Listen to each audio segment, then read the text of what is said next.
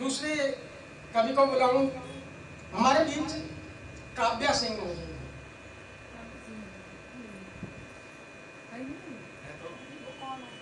हाँ सिद्धार्थ गई है तो ये बात कैसे निकल के आती है कि इनकी बेटी है? मतलब माँ को ये उम्मीद ही नहीं है कि बेटी पिता के पास भी हो सकती है।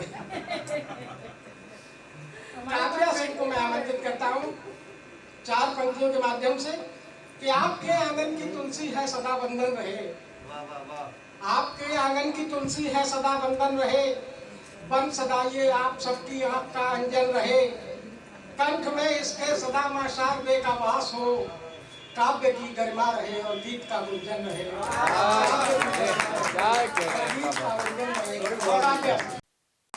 स्वागत।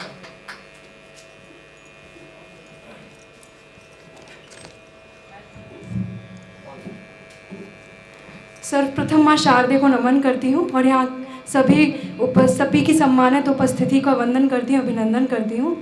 बहुत ही सौभाग्य की बात है कि संगम जैसे पवित्र साहित्यिक मंच पर मुझे आज काव्य पाठ करने का सुअवसर प्राप्त हुआ और आप सभी बड़े बड़े साहित्यिक चेहरों के सामने काव्य पाठ करने का अवसर प्राप्त हुआ। और वास्तव में मैं यहाँ अपनी कविता सुनाने नहीं बल्कि आप सभी से चेक कराने आई हूँ और बस ये चाहती हूँ कि जो मेरे भाव हैं जो मैंने लिखे हैं वो आप सभी तक पहुँचे और बस अनुमति दें अध्यक्ष जी मुझे। कविता ये चेक तो करा रही है लेकिन अच्छी बाद में बताइएगा। ये कविता मैंने नवरात्र में लिखी थी और ये संपूर्ण रूप से देवी माता को समर्पित है और ये मैंने प्रयास किया है, बहुत छोटा प्रयास है और बहुत सारी गलतियाँ होंगी इसमें। मुझे पूरा वो है कि बस ये चाहती हूँ कि आप उन सब मुझे ये आशीर्वाद दे कि वो गलतियाँ मैं दोबारा ना दोहराऊँ। और शुरू देवी माता से मेरा आवाहन है, मैं आवाहन के साथ शुरू करती हूँ।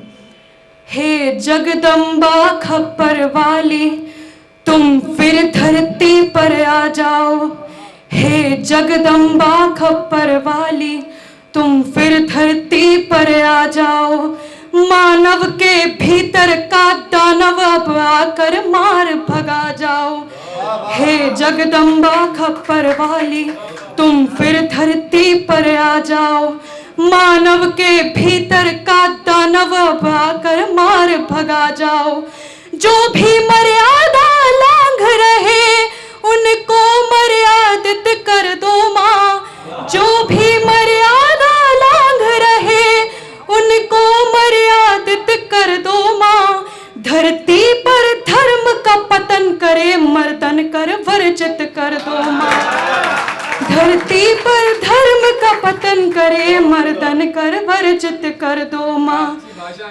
दुर्गा बनकर जब तुम आई यवनों में हाहाकार किया। ये पंक्ति दुर्गा माँ और रानी दुर्गावती दोनों को समर्पित है। दुर्गा बनकर जब तुम आई यवनों में हाहाकार किया, फिर लक्ष्मी रूप धरा तुमने और गोरों का संहार किया। बहुत बहुत धन्यवाद आपको। दुर्गा बनकर जब तुम आई यवनों में हाहाकार किया, फिर बहुत बहुत धन्यवाद। फिर लक्ष्मी रूप धरा तुमने और गोरों का संहार किया। आ जाओ देश की बाला में, आ जाओ देश की बाला में, अपना स्वरूप दिखाओ माँ, अब भी कई दानव जिंदा है तुम उनको मार भगाओ माँ, अब भी कई दानव जिंदा है तुम उनको मार भगाओ माँ, यदि गर्भ में तब मरती कन्या। ये स्वयं के रूप में तो नारियों ने कई उदाहरण स्थापित किए ही हैं संसार के समक्ष, किंतु एक माँ, एक बेटी, एक बहन, एक बहुत ही फेमस सेइंग है, एक सफल पुरुष के पीछे एक महिला होती है। उस चीज़ को केंद्र में रखते हुए, उस विचार को केंद्र में रखते हुए मैंने ये पंक्ति लिखी। यदि गर्भ में तब मरती कन्या तो जीजा माँ कैसे आती। जीजा माँ जयवंती बाई और पद्मिनी रानी, रानी हांडा, इन सभी के लेकर मैंने ये पंक्ति लिखी। यदि गर्भ में तब मरती कन्या तो जीजा माँ कैसे आती, और छत्रपति जैसे वीरों को कैसे ये दुनिया पाती। यदि गर्भ में तब मरती कन्या तो जीजा माँ कैसे आती। और छत्रपति जैसे वीरों को कैसे ये दुनिया पाती। ना कोई कंस बुझा पाए एक ऐसा दीप जलाओ माँ। अब भी कई दानव जिंदा है तुम उनको मार भगाओ माँ। बहुत बहुत धन्यवाद आप सभी का। अब भी कई दानव जिंदा है तुम उनको मार भगाओ माँ। ना जाने कितने शुंभ निशुंभ अब भी भू पर कर भ्रमण रहे। ना जाने कितने शुंभ निशुंभ अब भी भू पर कर भ्रमण रहे। ना जाने कितने रावण अब भी सीता का कर हरण रहे। ना जाने कितने शुंभ निशुंभ अब भी भू पर कर भ्रमण रहे। ना जाने कितने रावण अब भी सीता का कर हरण रहे। हर नारी का है कष्ट यही इस कष्ट को आके मिटाओ माँ। हर नारी का है कष्ट यही इस कष्ट को आके मिटाओ माँ। अब भी कई दानव जिंदा है तुम उनको मार भगाओ माँ। अंतिम पंक्तियां समर्पित करती हूँ। कन्या के जन्म लेते ही कुछ मूर्ख जा शर्माते हैं। फिर क्यों कन्या पूजन को ही वे सबसे आगे जाते हैं। कन्या के जन्म लेते ही कुछ मूर्ख जा शर्माते हैं। फिर क्यों कन्या पूजन को ही वे सबसे आगे जाते हैं। ये काव्या तुमसे मांग रही इन लोगों को समझाओ माँ। अब भी कई दानव जिंदा है तुम उनको मार भगाओ माँ।